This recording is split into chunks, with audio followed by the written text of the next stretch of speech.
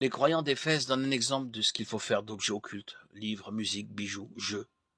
Ils ont confessé leurs péchés et ont brûlé ces objets publiquement. Acte 19, 17-19. Le salut de Dieu délivre de la puissance de Satan. Nous sommes sauvés en croyant en l'évangile de Jésus-Christ. Acte 19, 18, 26, 16, 18.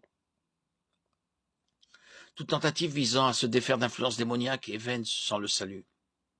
Jésus nous a mis en garde contre un cœur dépourvu de la présence du Saint-Esprit.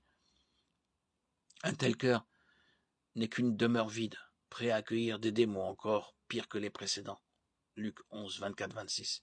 Mais quand une personne vient à Christ pour le pardon de ses péchés, le Saint-Esprit vient demeurer en elle jusqu'au jour de la rédemption. Éphésiens 4, 30.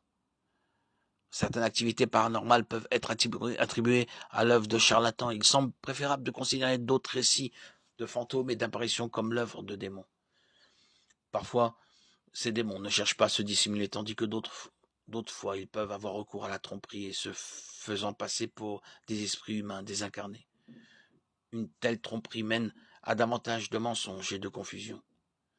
Dieu déclare qu'il est insensé de consulter les morts en faveur des vivants. Il dit plutôt à la loi et au témoignage, Isaïe 8, 19, 20.